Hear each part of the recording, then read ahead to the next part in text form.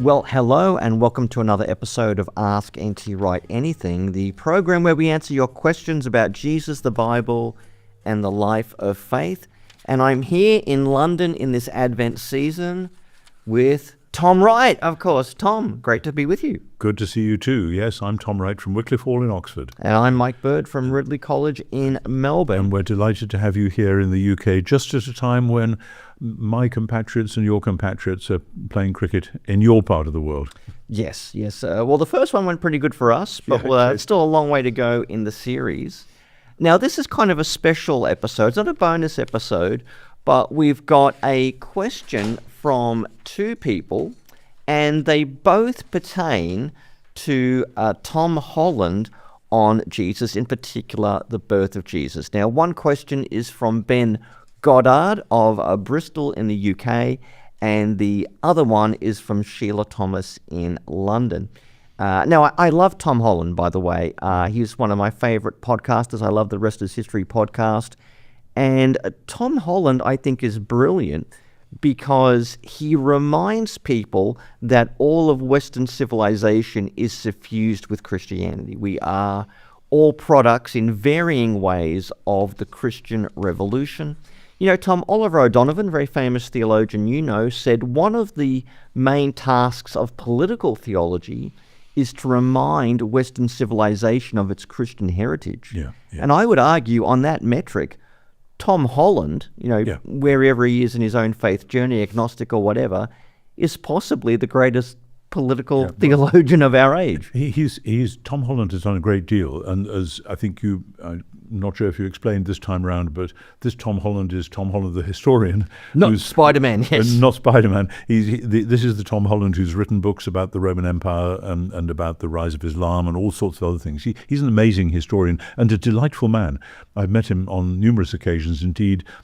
In a previous version of this show, he and I once did a dialogue, which was very exciting, and he's a good conversation partner, and I think deeply sympathetic to practicing Christianity, though I think he holds off from being too explicit about it. I don't think he wants to become a Christian celebrity, which there's a danger of people being sort of taken over. Oh, look, we've got a new sort of a new symbol, and I don't think he wants that. I call that the Cliff Richard syndrome. Well, possibly. But so I have that same great respect for him, and particularly he knows what the first century Roman Empire was like and the first 3 centuries of Roman Empire. And it's a pretty ugly, murky world. Yeah. And it's not difficult for him to contrast that with what happens when Christian civilization actually takes over and says, do you know what? The death penalty isn't such a good idea after all. Do you know what? We shouldn't be treating slaves like that after all, etc., etc. And how that then actually changes the way people think. Even if they reject the message of Jesus, there's nevertheless a kind of a moral climate change. Yeah. Now, that can change back like the weather, but Tom Holland has tracked that, and I'm like you, I'm very grateful to him for doing that. Yeah, it's great work. So we've got 2 questions about Tom Holland and his view on Jesus. And this is stuff he's mentioned in books or his own podcast, The Rest is History. Our first question is from Ben, as I mentioned, who says, "Hi, Tom, love the podcast. I recently listened back to the Rest is History show on Jesus Christ in 22 of December 2022. Tom Holland says it's very unlikely Jesus would have been born in Bethlehem. This is because his father was not a Roman subject and would not have needed to pay tax, and that the Romans wouldn't care that he was descended from King David, and it's highly unlikely huge amounts of people would have been moving around from the census." He wants to know, what is your response to this? And then our second question is from Sheila, and this is similar. In a YouTube series on Jesus, All the Rest is History with Tom Holland and Dominic Sandbrook, Tom claims it would have never have happened that a census would have required people to go back to their city of family origin. Therefore, the part of the story requiring Joseph and Mary to journey from Nazareth to Bethlehem couldn't be true.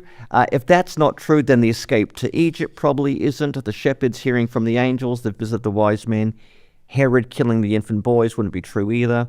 Tom Holland claims Herod died 4 years before the birth of Jesus, and Quirinius wasn't governor until 8 years after his birth. So put these two figures and the story of the birth of Jesus just can't be possible. And then she goes on to talk about, how do we take other parts of the Bible seriously, and then finishes by saying, what do you think of Tom's perspective, and if those elements of the story of Jesus are not historically accurate, and if so, why do you think they are in Scripture? So, somewhat elongated explanation, but two questions posed by Tom Holland, who says there are some historical problems, apparently, with the birth story of Jesus. And Tom, you and I both know that many scholars would argue that the story of Jesus' birth was fabricated just to put Jesus in Bethlehem so he can be the alleged fulfillment of prophecy, where Micah says that, a new son of David would be born in Bethlehem. Tom, what do you have to say? I mean, what would you say to Tom Holland on this in a way that would satisfy both Ben and Sheila? Right. I think there's a big general point, and then there's one very specific point.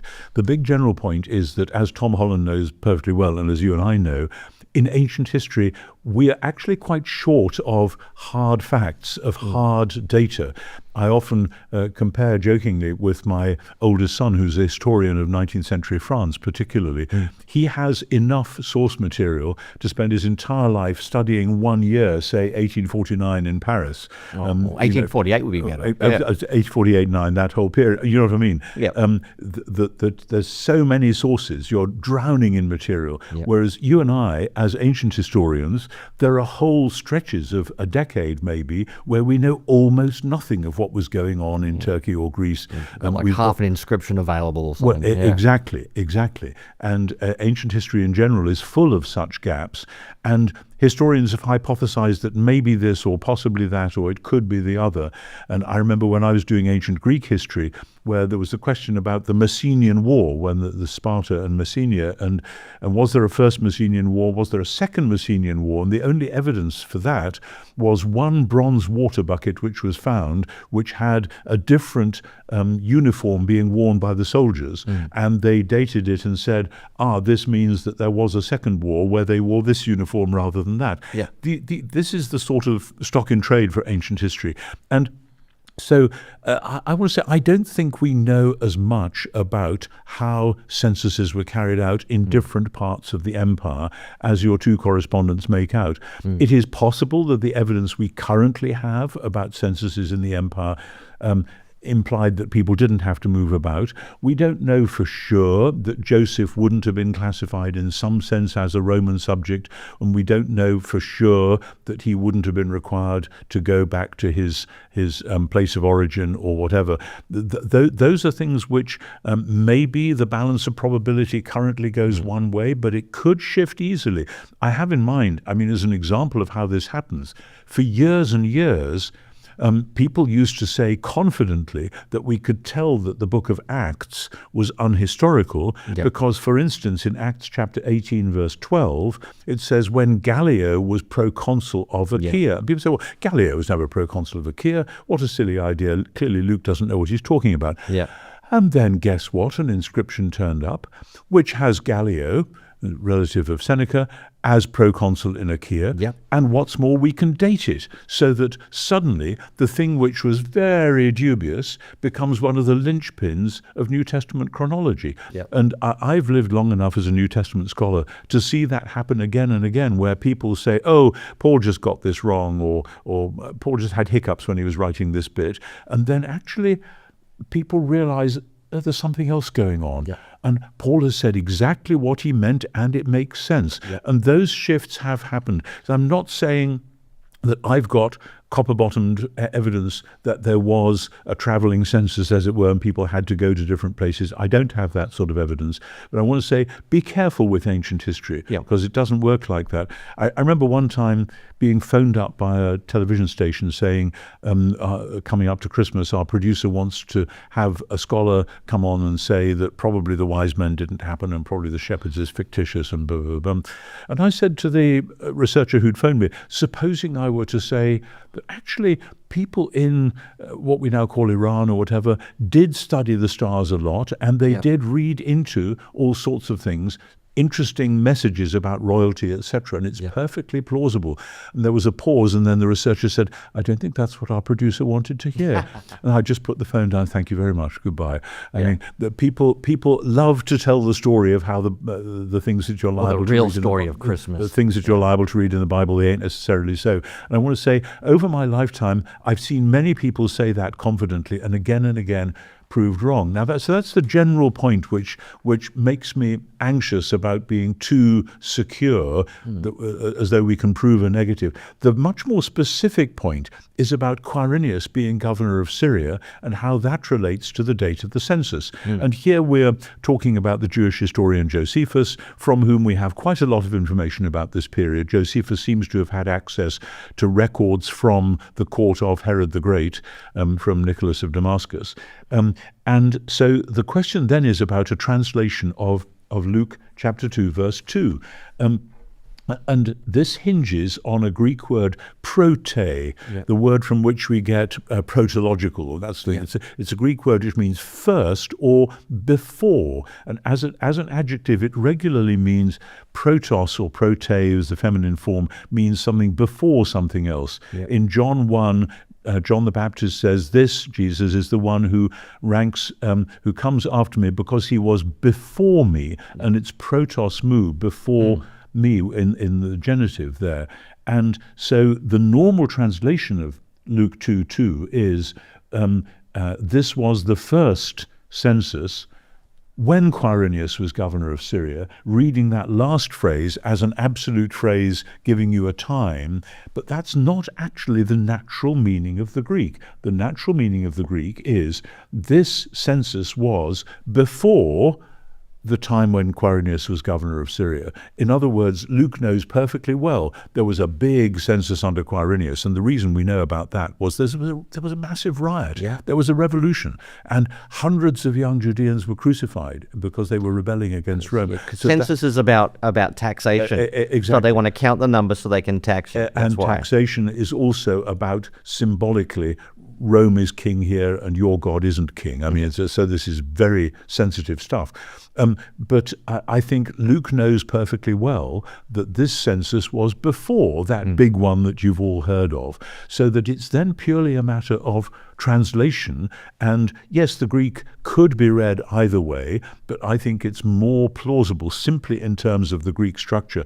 I've actually slightly hedged my bets in my own translation because I've got it both. I've said this was the first census before the one when Quirinius was governor of Syria. And it seems to me that's a perfectly plausible, and I would argue preferable, reading of the Greek. Now, from the misreading of that verse, people have built out, as our correspondent has, to say, well, if Luke was wrong about the census, then presumably we lose the shepherds, and presumably we don't get the flight into Egypt, though that's Matthew, not Luke, by the way, and so on. I want to say, most things in ancient history are things which are recorded in one source and one source only. If you take Herodotus away, we know almost nothing about Athens until the time of Thucydides. If you take Thucydides away, we don't know very much about the Peloponnesian War. You don't have to have 3 or 4 or 5 sources. It's nice if you do, but actually most things in ancient history, there is one mention. And a lot of what happens in history was unpredictable and unlikely. If you'd said, would something like this happen? No, Debbie said that sort of thing doesn't happen. But then in history, often things that are unlikely do happen. And so I want to say, just back off. Let's not be too secure in our agnosticism at this point. Yeah, I mean, that's great, Tom, and I think that those translation issues definitely need more attention than what people realize. I do kind of acknowledge the questions that people are raising, like a worldwide census. When exactly was Quirinius governor? Would Joseph had to do this? But this is what swayed my thinking on this. First, that passage from Micah about the Messiah being, or a new David being born in Bethlehem, that was not one of the main messianic texts. That's true. It wasn't. So if it was, everyone would have been bringing their son to be born in Bethlehem, so he might be the Messiah. So this was somewhat of an outlier. It wasn't the messianic text per excellence. There were others in Genesis, like like one from Judah will rise over to rule the nations. Another text from Numbers, the Star of David. Coming, yes. Those were the big messianic texts. The passage in Micah was not the one. So there was no need to have Jesus born in Bethlehem. That's very similar to the point which is often made about the text from Isaiah 7 about the young woman or the virgin, which, I mean, you can search through Qumran and elsewhere in the messianic texts, and nobody is saying, by the way, when the Messiah comes, you'll have to be born of a virgin. This is quite a new thing. Likewise with the text from 2 Samuel 7 about, I will raise up your seed after you. The early Christians say, there you are. Jesus, who we believe to be Messiah, was raised from the dead, but nobody prior to Jesus had read that text in that way. They weren't saying, well, when the Messiah comes, he will, of course, be raised from the dead. The Hebrew is v'ha'imothi et zarakah, I will resurrect your seed. But they hadn't read it that way. So when we see the early Christians then saying, oh my goodness, what about this? It's not that they're standing in a well-marked tradition like that. Yep. The other thing I would add is, we can question like a worldwide census, but it may have been a worldwide rolling census. Because getting everyone in the world right now, go back to where you were born, might sound, that is a bit weird. That is a bit weird. But we know two things. Augustus, the emperor, did express a lot of zeal to fiscally reform the empire. Okay, so he did have a lot of people like procurators around the place and other, representatives who were doing fiscal reforms. And the idea that you would need to return to your hometown to register your, and your kind of either claims on property or things you're going to inherit, that is known in antiquity. In fact, I think we have some papyri. I don't have the details, but there's papyri of people who had to go and register their ownership of certain properties for census or taxation purposes. So again, it's not like out of left field that someone would have to go to their hometown to register claims on property or some sort of, body of land that they're going to inherit. They're the things I tend to think about when we come across. I mean, I admit it's a difficult passage. It's one of those things like, if we just had one more piece of papyri, or found some letter saying, "Gosh, I hate this stupid census. I wish I didn't have to pay it." That'd be great. So I'm a little bit more optimistic about the historical background on this. And when it comes to Herod's massacre of the innocents. No, we don't have any external attestation, but there's an interesting story in Josephus. Herod the Great, when he died, he wanted a bunch of all the nobles brought to an arena, and he wanted a bunch of them to be killed off, just to make sure when he died, people really were mourning. There was lots of weeping and wailing around the time of his funeral. Yeah, fortunately, the order was rescinded after his death. Exactly. But in other words, the story about Herod and the babies is totally in character. Exactly. I mean, this is a man who killed his own wives, his own sons, because he suspected them of plotting against him. Well, did you know the Roman joke about Herod? The Roman joke that it was better to be Herod's pig than his son. Yeah, because you've got the word for hus, the word for pig is hus, and the Greek word for son is huios. So better to be his hus than his huios, because he killed a bunch of his sons, but because he's Jewish, he wouldn't kill a pig and he'd eat pork. So it's kind of, again, that's the kind of guy he was. So the massacre of the innocents, we don't have any external reports on it. It does make him look a bit as like a new pharaoh, but it was not out of character for him. Thoroughly plausible.